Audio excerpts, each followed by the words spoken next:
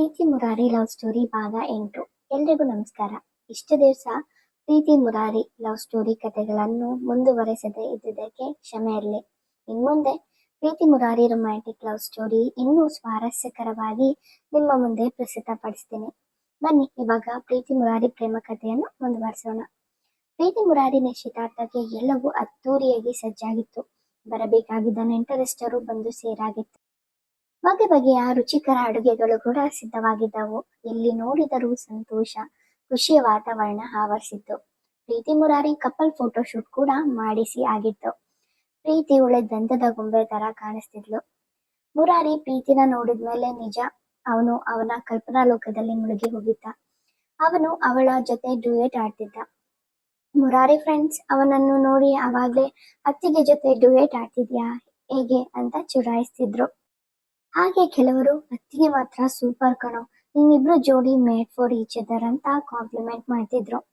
ಮುರಾರಿಗೆ ನಿಜ ಇದೆಲ್ಲ ಕೇಳಿ ತುಂಬಾ ನಾಚಿಕೆಯಿಂದ ಮುಖ ಕೆಂಪಾಗಿ ಶೈನ್ ಆಗ್ತಾ ಇತ್ತು. ಈ ಕಡೆ ಪ್ರೀತಿನ ಹಸೆಮಣೆ ಮೇಲೆ ಕೂರಿಸೋಕೆ ಟೈಮ್ ಆಗಿತ್ತು ಅಂತ ಸೀತಮ್ಮ ವನಜಮ್ಮ ಇಬ್ಬರು ಪ್ರೀತಿನ ಕರ್ಕೊಂಡ್ ಬಂದ್ರು.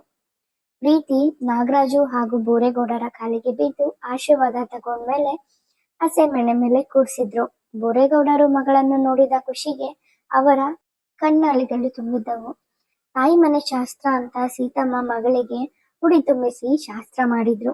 ಹಾಗೆ ಅಲ್ಲಿದ್ದ ಮುತ್ತೈದೆಯವರ ಕೈಲಿ ಕೂಡ ಶಾಸ್ತ್ರ ಮಾಡಿಸಿದ್ರು. ಆಮೇಲೆ ವನಜಮ್ಮನವರು ಅವರು ತಂದಿದ್ದ ತಟ್ಟೆ ಎಲ್ಲವನ್ನು ಇಟ್ಟು ಶಾಸ್ತ್ರ ಮಾಡಿದ್ರು. ಅಲ್ಲಿ ಬಂದಿದ್ದ ನೆಂಟರು ಸಂಬಂಧಿಕರು ಪ್ರೀತಿ ಬ್ಯೂಟಿ ನೋಡಿ ಬೋರೇಗೌಡರ ಮಗಳು ಎಷ್ಟು ಮುದ್ದಾಗಿದ್ದಾಳೆ ಅಂತ ಅವರಲ್ಲೇ ಗುಸುಗುಸು ಅಂತ ಮೆಚ್ಚುಗೆ ವ್ಯಕ್ತಪಡಿಸ್ತಿದ್ರು. ಶಾಸ್ತ್ರ ಎಲ್ಲಾನು ಮುಗಿದ ಮೇಲೆ ಪ್ರೀತಿ ತಾಯಿ ಮನೆ ಸೀರೆ ಬದಲಿಸಲು ಗಂಡನ ಮನೆ ಸೀರೆ ಉಡಿಸಲು ರೂಮ್ಗೆ ಕರ್ಕೊಂಡು ಹೋದ್ರು. ಈ ಕಡೆ ಮುರಾರಿನೂ ಕೂಡ ಡ್ರೆಸ್ ಚೇಂಜ್ ಮಾಡಿ ರೆಡಿಯಾಗಿ ನಿಂತಿದ್ದ.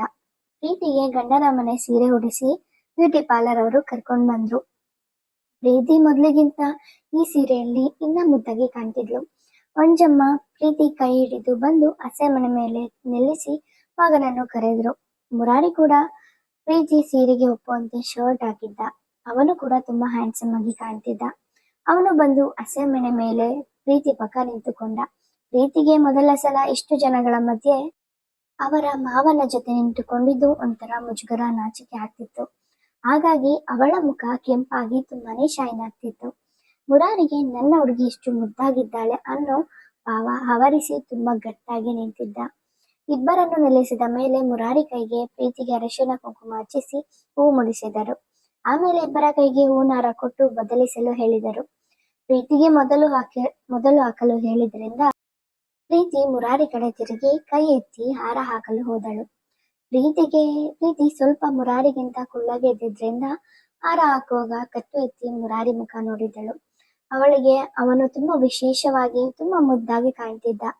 ಮುರಾರಿನೂ ಕೂಡ ಪ್ರೀತಿನ ನೋಡ್ತಿದ್ದ. ಇಬ್ಬರು ಕಣ್ಣುಗಳು ಸಂಧಿಸಿದವು. ಪ್ರೀತಿ ಮುರಾರಿಗೆ ಹಾರ ಹಾಕದೆ ಹಾಗೆ ನಿಂತಿದ್ದಳು. ಇದನ್ನು ನೋಡಿದ ವನಜಮ್ಮ ನಗುತ್ತಾ, ಮದ್ವೆ ಆದ್ಮೇಲೆ ಅವನನ್ನು ನೋಡೋದು ಇದ್ದಿದ್ದೆ, ಇವಾಗ ಹಾರ ಹಾಕಮ್ಮ ಅಂತ ಹೇಳಿದ್ರು. ವನಜಮ್ಮನ ಮಾತಿಗೆ ಅಲ್ಲಿ ಬಂದಿದ್ದ ಎಲ್ಲರೂ ಕೂಡ ಜೋರಾಗಿ ನಕ್ಕರು. ಪ್ರೀತಿಗೆ ಅಯ್ಯೋ ಅಂತ ತಲೆ ಕೆಚ್ಚಿಕೊಳ್ಳೋ ಹಾಗೆ ಆಯ್ತು. ಆಮೇಲೆ ಅವಳು ಹಾರ ಹಾಕಿದ್ಲು. ಮುರಾರಿ ಕೂಡ ಹಾರ ಹಾಕಿದ. ವನಜಮ್ಮ ಇಬ್ಬರಿಗೂ ಉಂಗುರ ಕೊಟ್ಟು ಬದಲಿಸಲು ಹೇಳಿದರು. ಇಬ್ಬರು ಉಂಗುರ ಬದಲಿಸಿದಂತೆ ಎಲ್ಲರೂ ಜೋರಾಗಿ ಚಪ್ಪಾಳೆ ತಟ್ಟಿದರು. ಅಲ್ಲಿ ಬಂದಿದ್ದ ನೆಂಟರು ಸಂಬಂಧಿಕರು ಪ್ರೀತಿ ಮುರಾರಿನ ಹಾರೈಸಿ ಆಶೀರ್ವದಿಸಿ ಫೋಟೋ ತೆಗೆದುಕೊಂಡು ಊಟ ಮಾಡಿ ಎಲ್ಲರೂ ಸೀತಮ್ಮ ವನಜಮ್ಮನವರಿಗೆ ಹೇಳಿ ಅಲ್ಲಿಂದ ಹೊರಡುತ್ತಿದ್ರು. ಫೋಟೋಗ್ರಾಫರ್ ಸ್ಟೇಜ್ ಮೇಲೆ ಜನ ಖಾಲಿ ಆಗ್ತಿದ್ದ ಹಾಗೆ ಅವರಿಗೆ ಸೆಕೆಂಡ್ ಡ್ರೆಸ್ ನಲ್ಲಿ ಫೋಟೋಸ್ ತೆಗೆಯೋಕೆ ಅಂತ ಒಂದು ಗ್ರೀನರಿ ಇರೋ ಪ್ಲೇಸ್ಗೆ ಕರ್ಕೊಂಡು ಬಂದ್ರು. ಇಬ್ಬರಿಗೂ ತುಂಬಾ ಫೋಟೋಸ್ ಡಿಫ್ರೆಂಟ್ ಪೋಸ್ ನಲ್ಲಿ ಫೋಟೋ ತೆಗೆದರು. ಇಬ್ಬರನ್ನು ಸ್ವಲ್ಪ ಕ್ಲೋಸ್ ಆಗಿ ಹತ್ತಿರದಲ್ಲೇ ನಿಲ್ಸಿದ್ರಿಂದ ಮುರಾರಿ ಪ್ರೀತಿ ಕಿವಿ ಹತ್ತಿರ ಪಿಸುದನಿಯಲ್ಲಿ ತುಂಬಾ ಮುದ್ದಾಗಿ ಕಾಣಿಸ್ತಿದ್ಯಾ ನನ್ನ ಮುದ್ದುಗೊಂಬೆ ಅಂತ ಪ್ರೀತಿಗೆ ಅವನ ಪಿಸುದನಿಯಲ್ಲಿ ಮಾತನಾಡುವಾಗ ಪಿಸುಗಾಳಿ ಸೋಕಿ ಮೈ ಒಂದೇ ಸಲ ರೋಮಾಂಚನ ಆದ ಹಾಗೆ ಆಗೋಯ್ತು. ಅವನ ಬಿಸಿ ಉಸಿರು ತಾಕಿ ಮೂಗ ಕೆಂಪಗೆ ಆಗಿತ್ತು. ಮುರಾರಿ ಪ್ರೀತಿನ ಕಾಡಿಸೋಕೆ ಅಂತ ತುಂಬಾ ತುಂಟಾಟ ಮಾಡ್ತಿದ್ದ. ಇಬ್ಬರ ಎಕ್ಸ್ಪ್ರೆಷನ್ ತುಂಬಾ ನ್ಯಾಚುರಲ್ ಆಗಿ ಬರ್ತಿತ್ತು. ಸೊ ಫೋಟೋಸ್ ತುಂಬಾ ಚೆನ್ನಾಗಿ ಬರ್ತಿದ್ವು. ಅಲ್ಲಿ ಕಪಲ್ ಫೋಟೋಸ್ ತೆಗೆದ ಮೇಲೆ ಫ್ಯಾಮಿಲಿ ಫೋಟೋಸ್ ತೆಗೆದರು. ಪ್ರೀತಿ ಫ್ಯಾಮಿಲಿ, ಮುರಾರಿ ಫ್ಯಾಮಿಲಿ ಫೋಟೋಸ್ ತೆಗೆದ ಮೇಲೆ ಎಲ್ಲರೂ ಒಟ್ಟಿಗೆ ಕೂತು ನಗುತ್ತಾ ಊಟ ಮಾಡಿದ್ರು. ಎಲ್ಲನೂ ಮುಗಿದ ಮೇಲೆ, ಎಲ್ಲರೂ ಹೋದ ಮೇಲೆ ಮನೆಯವರು ಎಲ್ಲರೂ ಮಾತನಾಡುತ್ತಾ ಕೂತಿದ್ರು. ಎಲ್ಲರ ಮಾತು ಬರೀ ನಿಶ್ಚಿತಾರ್ಥದ ಬಗ್ಗೆ ಆಗಿತ್ತು. ಎಲ್ಲರೂ ಅವರದೇ ಮಾತಲ್ಲಿ ಮುಳುಗಿರುವಾಗ ಮುರಾರಿ ಮಾತ್ರ ಪ್ರೀತಿನ ಕಣ್ಣು ತುಂಬಿಕೊಳ್ಳುವ ಹಾಗೆ ಅವಳನ್ನೇ ನೋಡ್ತಿದ್ದ. ಅವಳಿಗೂ ಅವನು ನನ್ನೇ ನೋಡ್ತಿದ್ದಾನೆ ಅಂತ ಗೊತ್ತಾಗಿ ಅವಳು ನಾಚಿಕೆಯಿಂದ ತಲೆ ಕೆಳಗೆ ಮಾಡಿ ಕುಳಿತಿದ್ಲು.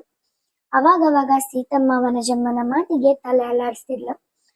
ಮುರಾರಿ ಮಾತ್ರ ಅವಳನ್ನ ತಿನ್ನೋ ಹಾಗೆ ನೋಡ್ತಿದ್ದ. ಇದನ್ನ ಗಮನಿಸಿದ ವನಜಮ್ಮ ಮುರಾರಿಗೆ, ಹೋಗಿ ನೀವಿಬ್ಬರು ಮಾತಾಡೋಗಿದ್ರೆ ಮಾತಾಡೋಗಿ ಅಂದ್ರು.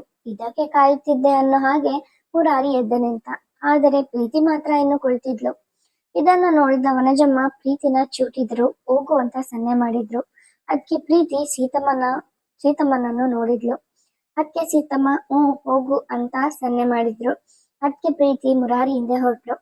ಮುರಾರಿ ಮನೆ ಒಳಗೆ ಹೋದ. ಅವಳು ಹಿಂದೆ ಪ್ರೀತಿ ಕೂಡ ಹೊರಟ್ಲು. ಮುರಾರಿ ಅವನಿಗೆ ಬೆಳಿಗ್ಗೆ ಕೊಟ್ಟಿದ್ದ ರೂಮ್ ಒಳಗೆ ಹೋದ. ಅವಳು ಕೂಡ ಹೋದ್ಲು. ಒಳಗೆ ಹೋಗ್ತಿದ್ದ ಹಾಗೆ ಮುರಾರಿ ರೂಮ್ ಬಾಗ್ಲು ಮುಚ್ಚಿ ಪ್ರೀತಿನ ಸೊಂಟ ಬಳಸಿ ಗೋಡೆಗೆ ಹೊತ್ತಿ ನಿಂತ. ಪ್ರೀತಿಗೆ ಏನಾಗ್ತಿದೆ ಅಂತ ಅನ್ಕೊಳ್ಳೋಷ್ಟರಲ್ಲಿ ಅವಳು ಮುರಾರಿ ಮುಷ್ಟಿಯಲ್ಲಿದ್ಲು. ಅವಳು ಉಸಿರಾಡಕ್ಕೂ ಕೂಡ ಜಾಗ ಇರ್ಲಿಲ್ಲ. ಅಷ್ಟೊಂದು ಬಿಗಿಯಾಗಿ ಅವಳನ್ನು ಸೊಂಟ ಬಳಸಿ ತಬ್ಬಿದ್ದ. ಅವಳು ಅವನಿಂದ ಬಿಡಿಸಿಕೊಳ್ಳಲು ಪ್ರಯತ್ನ ಪಟ್ಟರೂ ಅವನ ಬಿಗಿಯಾದ ಹಿಡಿತದಿಂದ ಸ್ವಲ್ಪನೂ ಕೂಡ ಅಲ್ಲಾಡಿಸಲು ಆಗಲಿಲ್ಲ.